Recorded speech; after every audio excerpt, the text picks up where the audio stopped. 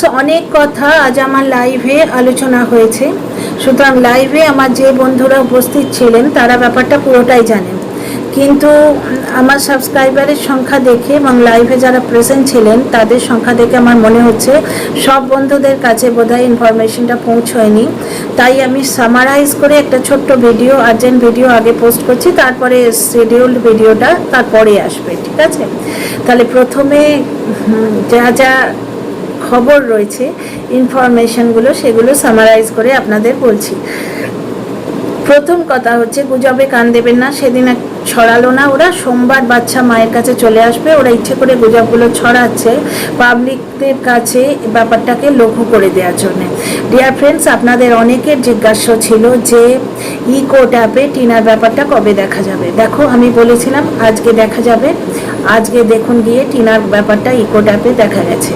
আচ্ছা, ওখানে mandamus section বলে একটা জায়গা আছে, সেখানে গিয়ে দেখুন, পুরো ব্যাপারটা জানতে পারবেন। আচ্ছা, একটা একটা করে আমি শুধু ইনফরমেশন দেবো। 22শে মে অনারেবল জাজ স্যার জয় সেনগুপ্তার এজলাসে উঠেছে টিনার ব্যাপারটা। ঠিক আছে, 22শে মে কিছু একটা অর্ডার বেরোবে। হ্যাঁ, ঘোড়ায় জিন দিয়ে থাকলে হবে না, কিন্তু যে 22শেই ছেলে আসছে মায়ের কাছে, না, 22শে হিয়ারিংটা হবে। 1 জুনের মধ্যে ছেলে মায়ের কোলে ফিরে আসবে। এখানে আর একটা কথা আছে যে সেদিন সেবিকা ম্যাডাম বলছেন যে এসে কিনে রাখতে বলো। পুরো ব্যাপারটা আর কি মজাক করে লঘু করে দেওয়ার চেষ্টা হচ্ছে। এসে কিনে রাখতে বলো, ওরা বার করে নিয়ে আসবে অর্ডার, আমরা স্টে অর্ডার দেবো। বার করে নিয়ে আসবে অর্ডার, আমরা স্টে অর্ডার দেবো। না, এখানে কাপড় কাচার কোনো জায়গা নেই। এমন একটা সেকশানে টিনাকে দিয়ে পিটিশন দেওয়ানো হয়েছে, কেসটা করানো হয়েছে। টিনার লিগাল টিম, এবারের লিগাল টিম ঠিক ভালোবাসাটা নেয়নি, বিদেশি ভালোবাসাটা নেয়নি। সুতরাং ওরা ঠিকভাবে কাজ করেছে। তো টিনার লিগাল টিম যে সেকশানে টিনাকে দিয়ে কেসটা করিয়েছে সেই সেকশানে স্টে অর্ডারের কোনো গুঞ্জাইশ নেই। সুতরাং বাচ্চা মায়ের কাছে আসবেই। আচ্ছা, আমাদের আর একটা ভীষণ টেনশন, কারণ ওই লোকটার যা কীর্তিকলাপ আমরা জানতে পেরেছি। রিকভারির দিন 100-150 লোক জোগাড় করে রেখেছিল। সেবিকা ম্যাডাম স্পষ্ট হুমকি দিচ্ছেন যে টিনা এলে তার সঙ্গে কি হবে। ওর টিনার বাড়ির সামনে 100-150 জন মহিলা নিয়ে ঝাঁটা জুতো নিয়ে চলে যাব। ঘিমা ভিডিওতে বলছে টিনা এখানে এলে টিনাকে মারবো। সুতরাং এরা ওপেন ভায়োলেন্স শুরু করেছে। সুতরাং আমাদের অনেকের টেনশন ছিল যে টিনা বাচ্চা কী করে নিতে যাবে। না, এখানে সেই ভয়টাও নেই। এখানে আপনারা ওই সেকশনটা দেখুন, ইকোট অ্যাপে দেখুন, সুলেখা মিত্র চক্রবর্তী নামে টিনার যে নামটা ওখানে আছে সেটা সুলেখা মিত্র চক্রবর্তী। ঠিক আছে, এইবার ওখানে গিয়ে দেখুন, ম্যান্ডামাস সেকশনে দেখুন। ব্যাপারটা হচ্ছে যে টিনাকে যেতে হবে না। শোনা যাচ্ছে যে কোর্ট পুলিশকে, ওয়েস্ট বেঙ্গল পুলিশকে অর্ডার দেবে এবং পুলিশ বাচ্চা পুলিশ স্টেশনে নিয়ে আসবে। এই রকম কিছু ব্যাপার স্যাপার শোনা যাচ্ছে। তো এই ইনফরমেশনগুলো আমি আপনাদের সামারাইজ করে দিলাম।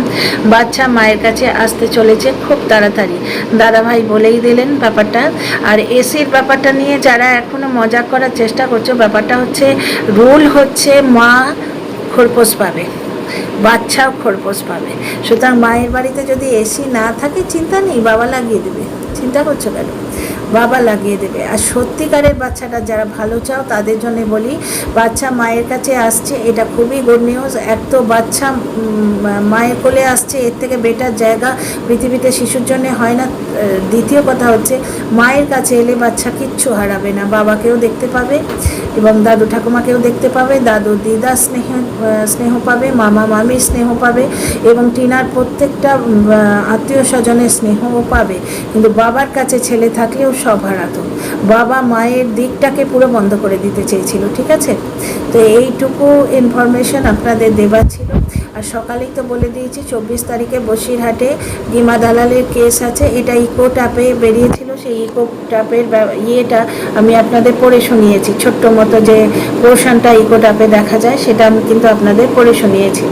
ঠিক আছে, এখানে শুধু আমার ইনফরমেশন দেওয়ার ছিল, এখানে ব্যাপারটাকে বাড়াবো না আমি আর জলনদীপ আকণ্ঠ ফেঁসে আছে। কারণ একটা জিনিস আপনারা বুঝে দেখুন, কোর্ট কাছারি একদিন শেষ হয়ে যাবে। টিনা ডিভোর্স দেবে না বলছে, সুতরাং জলনদীপের মেন অস্ত্র ছিল তো ডিভোর্স দেবে না। আর টিনাকে সম্পত্তি থেকে বঞ্চিত করতে গিয়ে, কারণ টিনার ছেলে সম্পত্তির অর্ধেকটার অধিকারী, স্ত্রী হাজব্যান্ডের সম্পত্তির পুরোটাই অধিকারী। বুঝতে পারছেন? তো অর্ধেকটার অধিকারী তো বটেই, এবং স্বামীরা বর্তমানে পুরোটার অধিকারী। তো এই সমস্ত ক্লজগুলোর জন্যে ও টিনাকে বঞ্চিত করার জন্যে টিনার সঙ্গে বিয়েটা অবৈধ প্রমাণ করতে গিয়ে 19 এপ্রিল একটা ট্রাই করেছিল, তাতে উল্টে নিজে ফেঁসেছে, কারণ ছেলেটা অবৈধ হয়ে গেছে, বিয়েই অবৈধ, তার সুতরাং ছেলেটা অবৈধ, অবৈধ সন্তান মায়ের কাছেই থাকে। এবার ব্যাপারটা হচ্ছে বিদেশি ভালোবাসা থেকে আরম্ভ করে এই যে ভিক্ষে চাওয়া সব তো ওই ছেলে দেখিয়ে। এবার ছেলে না থাকলে গিমা এবং গিমার প্রভুর, গিমার মালিকের বিরাট একটা প্রবলেম হবে। আচ্ছা, দর্শকদের উদ্দেশ্যে একটা আর্জি, আপিল। দর্শক বন্ধুরা, যে মানে কি বলবো, আপিল করলেও তাদের চোখ যে খোলাতে পারবো তা আমি জানি না, তো একটা চেষ্টা তো করি নিজের তরফ থেকে। সেটা হচ্ছে, দর্শক বন্ধুরা, কিউআর কোড দিয়ে টাকা চাইলে আপনারা প্লিজ আপনাদের কষ্টার্জিত টাকা দেবেন না, কারণ স্টে অর্ডার আনার বা বাচ্চার জন্য লড়াই করছি এই জিনিসটা পুরো ফেক। টিনাকে দিয়ে যে সেকশানে কেস করানো হয়েছে সেখানে লড়াইয়ের জায়গাটা আর নেই। বাবার আপাতত 2 বছর, অন্তত 2 থেকে 3 বছর লড়াই করার জায়গা নেই। ভারতীয় আইন বলছে ছেলে 7 বছর হলে বাবা আপিল করার একটা চান্স পাবে, সে 7 বছর হলে, এখনো 3 বছর বাকি আছে। এই যে ব্লগারটি, আপনারা ভুল করবেন না, এই যে ব্লগারটি, এর আয় কিন্তু কম নয়। আপনাদের প্রমাণ দিয়ে বলছি, আপনারা দেখুন, ছেলের জন্মের সঙ্গে সঙ্গে ও 5 লাখ টাকা জমা করেছিল, যেটি হাতাতে চেয়েছিল, টিনা রাজি হয়নি। ঠিক আছে, ওই টাকাটার অর্ধেকটা ব্রাইব দিতে চেয়েছিল বাচ্চার সত্ত্ব ছাড়ার জন্যে। মানে কি অদ্ভুত ওদের ব্যাপার স্যাপার। তো যাই হোক, যে কথাটা বলছি, তাহলে মানে কিউআর কোড দিয়ে দিলে আপনারা যেন ভুল করবেন না।